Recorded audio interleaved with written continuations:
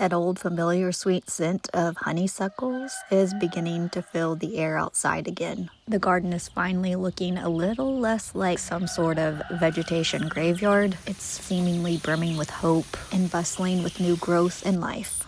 Big patches of wild daisies and chamomile, planted in several seasons past by me and the kids, are in their full blooming glory. It's hard to tell now, but the sunflowers, before we know it, will soon tower over us and double us in height. The vines of tomatoes and lettuce, while don't look like much at the moment, will become the absolute perfect pairing to a couple crispy strips of bacon in the form of a juicy BLT best enjoyed after a long midsummer's day.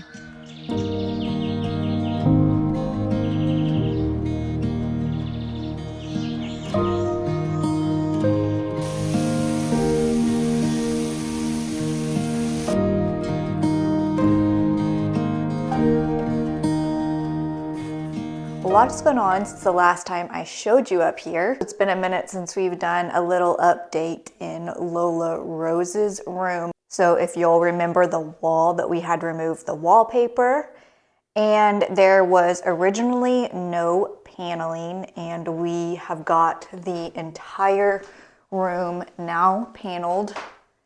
And what you see, the walls being the color that they are, it is just a primer that we've got put on there. Speaking of the wallpaper, we are actually going to repair the places that didn't come off quite as seamlessly as we were hoping. Little side note, I had a lot of suggestions and a lot of helpful tips from y'all as far as removing the wallpaper. I know a lot of y'all were informing me that you can't put wallpaper on unprepped drywall. Just rest assured, we didn't do that. It just may appear that way because the wall color before was actually gray.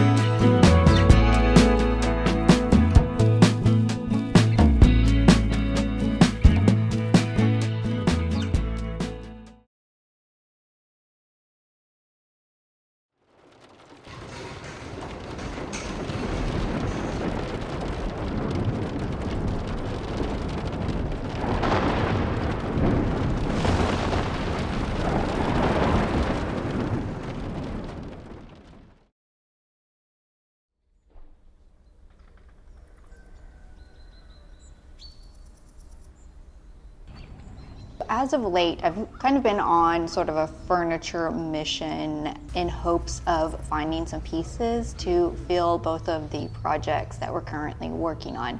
Mainly the study, because we're going to try to use, or rather reuse, most of Lola Rose's, but the study, we are approaching it from a completely blank space. That said, there are a few awkward portions of the room, and I usually try to address those awkward pieces first. On the left side of the study, there's this weird portion where a part of the wall juts out and another portion of it actually juts in. On the other side, there is a fireplace, and I thought that would be a really great spot for a furniture piece to go. So I set out on a hunt for said furniture piece. I don't know what it is about this room and the 1800s, but for whatever reason, pieces in that era keep coming my direction. So when I found this piece and I stumbled upon the dimensions, I knew this one was it.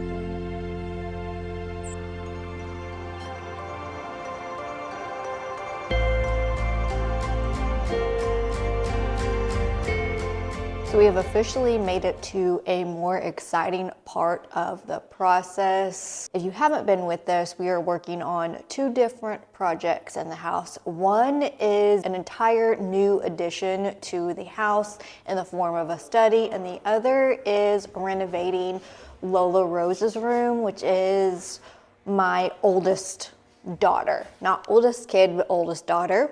You know, because we are not building a complete new room, Lola's project has eclipsed the study, and so we're at the point of needing to pick out the paint colors. If there's wallpaper in the room, I always start with that and really just play off of those colors.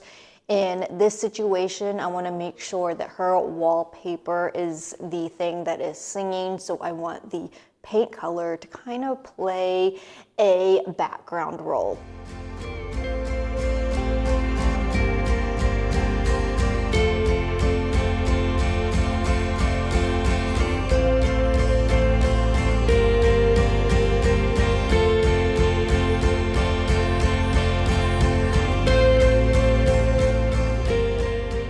So we got our paint color picked out. I am pretty sure you can guess which direction I went with. Like I said, really want the focal point to be the wallpaper.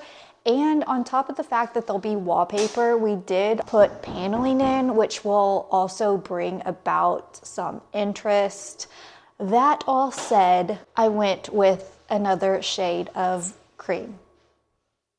Let me know, are y'all adventurous with your colors, or are you like me? You know what you like and you keep returning back to the same thing over and over again.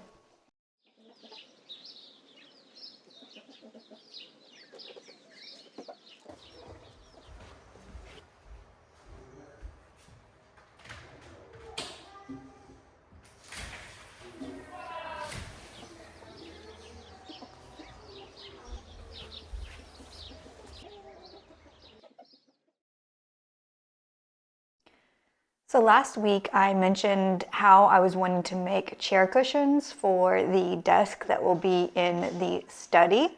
We ended up completing ties for one of the cushions, but I ultimately had to stop because I didn't have enough fabric. The top portion of the cushion is going to be done in the fabric that we don't have enough of, and the bottom part is going to be made with some cotton canvas that I ordered and was waiting on last week. That's the reason why we couldn't get those cushions finished in time. I'm trying to stuff as many vintage and handmade pieces into this study as humanly possible. There's just something about looking at a room filled with pieces that have been made with your own hands and those that you found along memory-filled journeys like vintage shopping or trips taken in times past. It just makes a room spaces and ultimately your home that much better and that much more enjoyable.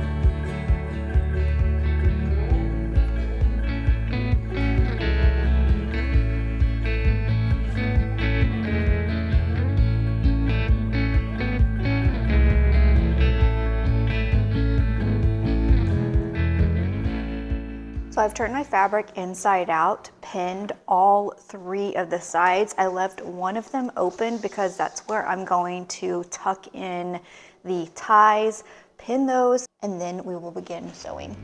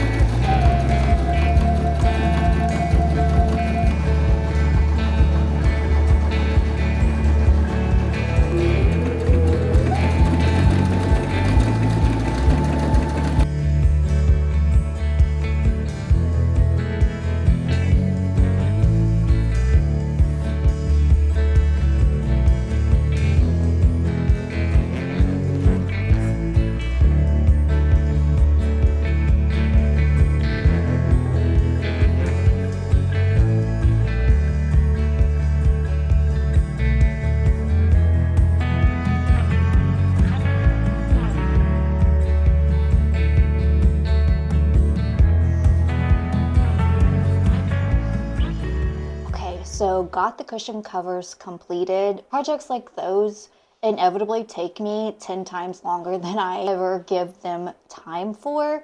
Now we've got to go find the actual cushion that will fit inside. Normally this would absolutely be a time where we would take a quick little jaunt over to our girl Joanne's.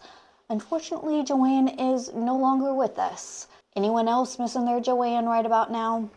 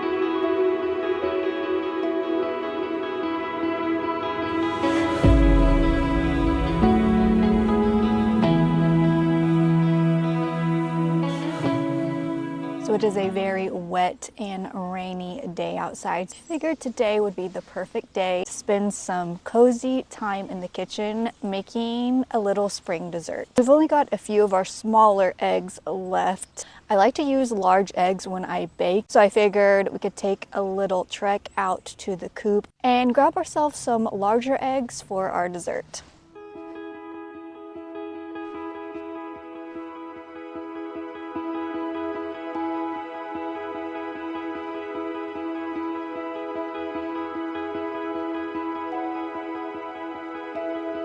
Look at the pathway into the garden right now.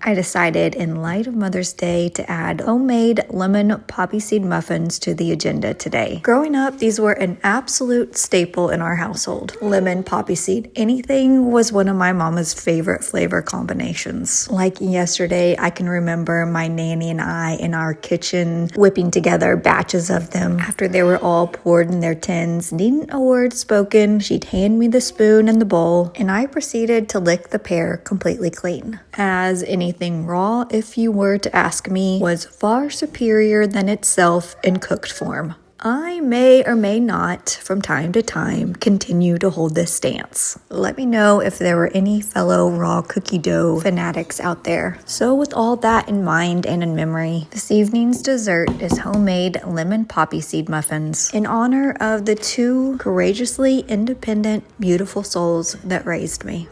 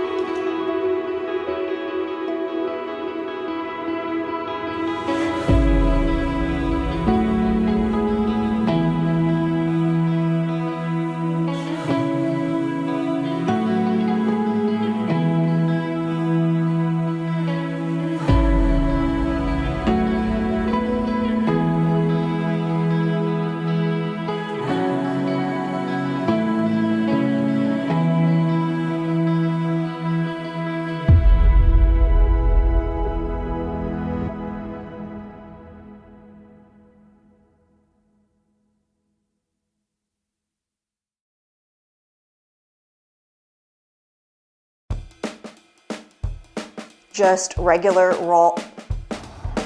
Oh, God.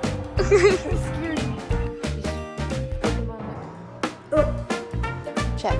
1, 2, 3. Oopsie.